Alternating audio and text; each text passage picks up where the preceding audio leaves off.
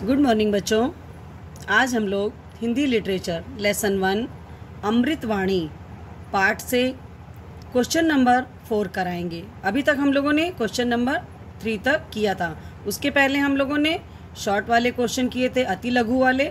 आज हम लोग ये दीर्घ क्वेश्चन के अंतर्गत क्वेश्चन नंबर 4 कराएंगे। आपको बच्चों ये दोहे के माध्यम से मैंने पहले भी बताया था आपको कि जो भी प्रश्न आप कर रहे हैं ये आपके दोहों के आंसर में से प्रश्न बने हुए हैं। तो दोहे में आपका इस दोहे में बताया गया था बच्चों कि बड़ा हुआ तो क्या हुआ, जैसे पेड़ खजूर, पंथी को छाया नहीं, फल लागे अति दूर। ये दोहा था बच्चों आपका। उसका भाव मैंने आपको समझाया था कि बच्चों खजूर का पेड़ इतना ऊंचा होता है कि आने जाने वाले राहगीर को, पथिक को उसकी छाया नहीं मिलती।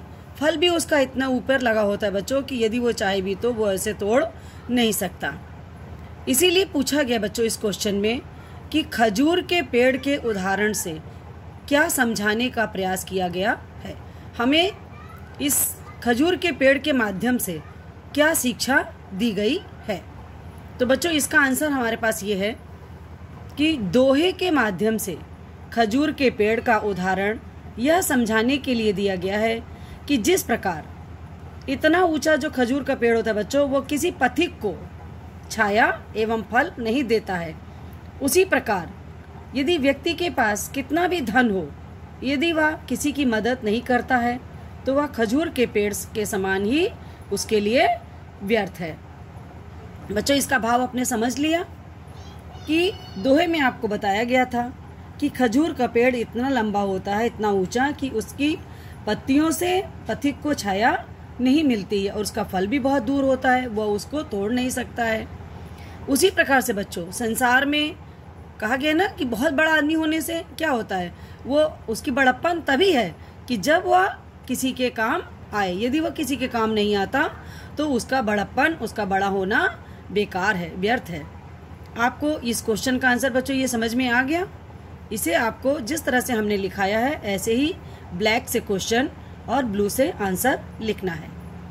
बच्चों इसका लास्ट क्वेश्चन है क्वेश्चन नंबर 5। संसार में सबसे प्रेम पूर्वक क्यों मिलना चाहिए। इस दोहे को मैंने आपको बताया था कि तुलसी है संसार में सबसे मिलियो धाय, है ना, कि पता नहीं किस बेस में आकर के ईश्वर हमें मिल जाएं। तो बच्चों संसार में हमें सबसे प्रेम पूर्वक अच्छी तरह से प्यार से बात करनी चाहिए, मिलना चाहिए। अगर हमारे दरवाजे पर कोई भिखारी भी आ जाता है बच्चों तो हमें कोशिश यही करनी चाहिए कि वो हमारे घर से खाली हाथ न जाए। हाँ, खाली हाथ न जाए। उसे हमें जो भी हमारे पास सामर्थ्य हो उसको हमें पानी खाना पूछना ही चाहिए।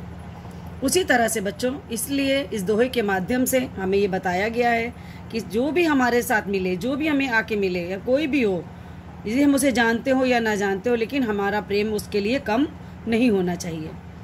यहाँ बताया तुलसीदास जी का ये दोहा है बच्चों। इन्होंने बताया है कि संसार में हमें सबसे प्रेम पूर्वक मिलना चाहिए, क्योंकि हमें यह पता ही नहीं होता है ना बच्चों कि किस वेश में, किस वेशभूषा में, किस रूप में ईश्वर हमें मिल जाएं।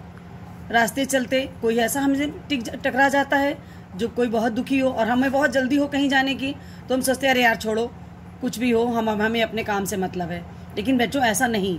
अगर हम शायद 2 मिनट का समय उसको दे करके उसकी मदद कर देते हैं तो शायद इसमें ही ईश्वर का वास हो, शायद हमें ईश्वर मिल जाए और हमारा भी भला हो जाए। इसलिए बच्चों कोशिश यही करनी चाहिए कि अगर हमारे 2 मिनट से, हमारे थोड़े से किसी भी पैसे से या मदद से अगर किसी का भला हो जाता है तो हमें अवश्य करना चाहिए।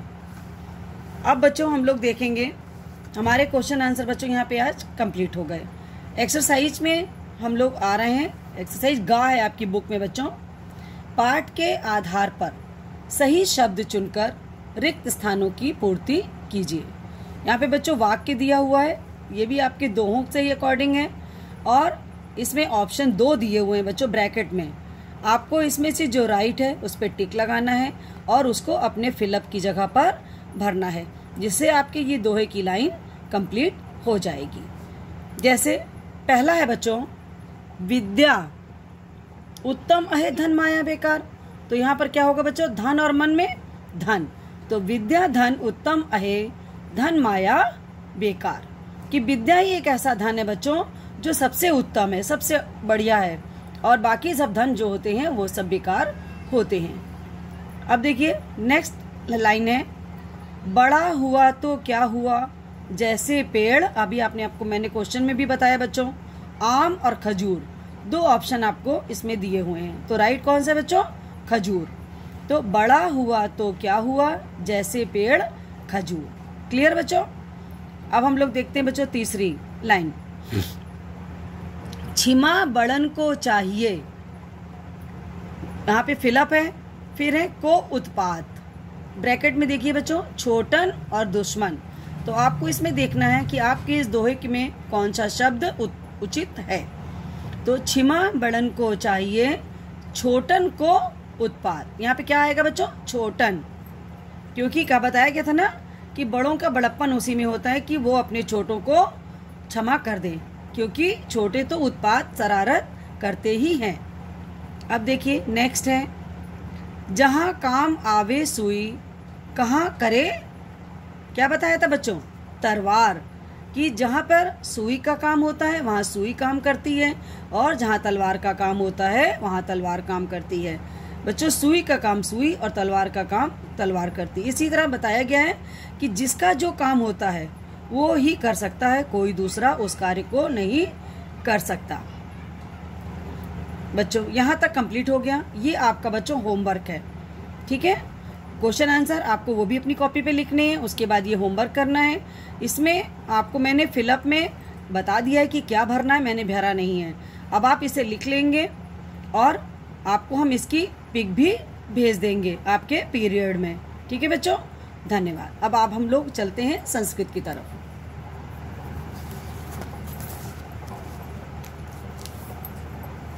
संस्कृत में देखिए बच्चों, लेसन 1 मम मित्रम लेसन चल रहा है अभी हम लोगों का। इसमें हम लोग कल हम लोगों ने प्रश्न उत्तर किए थे।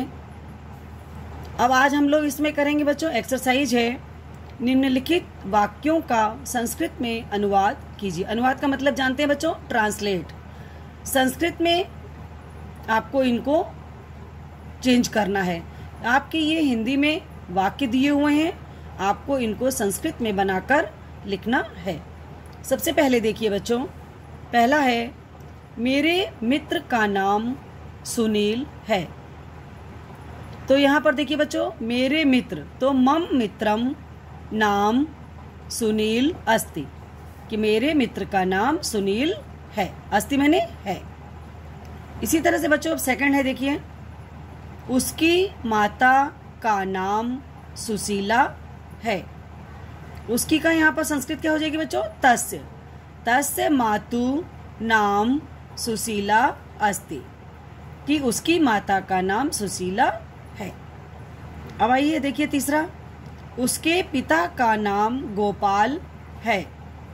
उसके मतलब तस्य, पितु नाम गोपाला अस्ति। नेक्स्ट देखिए बच्चों, उसके पिता शहर के प्रसिद्ध डॉक्टर हैं। कौन है बच्चों, डॉक्टर। मैंने आपको बताया था ना, डॉक्टर को क्या कहते हैं संस्कृत में, चिकित्सका। उसकी का यहाँ पर तस्य, पिता का पितु, शहर का मतलब नगरस्य, प्रसिद्ध चिकित्सका अस्ति। तो क्या हुआ बच्चों, तस्य पितु नगरस्य प्रसिद्ध चिकित्सका अस्ति, मतलब उसके पिता शहर के प्रसिद्ध डॉक्टर हैं। नेक्स्ट बच्चों, उसकी बहन बहुत नटखट है। यहाँ पर देखिए बच्चों, उसकी तस्य, बहन मैंने होता बच्चों भगिनी, बहुत मैंने बहवा, नटखट चंचला, है अस्ति। अब देखिए, तस्य भगिनी बहवा चंचला अस्ति। बच्चों आपने देखा, सब समझ में आए, क्योंकि ये आपके जितनी भी वाक्य हैं ये सारे वाक्य आपके लेसन से ही हैं। इसलिए एक बार हम आपको फिर से इसको बता रहे हैं बच्चों, मेरे मित्र का नाम सुनील है। मम मित्रम नाम सुनील अस्ति। सेकंड है बच्चों, उसकी माता का नाम सुशीला है। तस्य मातु नाम सुशीला अस्ति। उसके पिता का नाम गोपाल है। तस्य पितु नाम गोपाला अस्ति। उसके पिता शहर के प्रसिद्ध डॉक्टर हैं। तस्य पितु नगरस्य प्रसिद्ध चिकित्सका अस्ति। उसकी बहन बहुत नटखट है। तस्य भगिनी बहवा चंचला अस्ति। बच्चों, आपको ये समझ में आ गया सब? इसी तरह बिल्कुल जैसे मैंने लिखा है, ब्लैक से आप हिंदी में वाक्य लिखेंगे, संस्कृत में उसका जब आप लिखेंगे तो उसको ब्लू से लिखेंगे, तो ये आपका क्वेश्चन और आंसर की तरह ही जैसे लिखा जाता है वैसे ही आप इसको प्रश्न उत्तर की तरह ही इसी तरह जैसे मैंने लिखा है ऐसे अपनी कॉपी पर फेयर लिखेंगे। बच्चों, ये हमारा संस्कृत का काम यहाँ पर आज समाप्त होता है। अब इसके आगे की एक्सरसाइज बच्चों हम लोग नेक्स्ट करेंगे। अब आपको अपनी कॉपी पे इसे लिखना है और जितना भी मैंने अभी आपको लेसन 1 में वर्क कराया है उसे आपको याद करना है। ठीक है बच्चों, थैंक यू, धन्यवाद।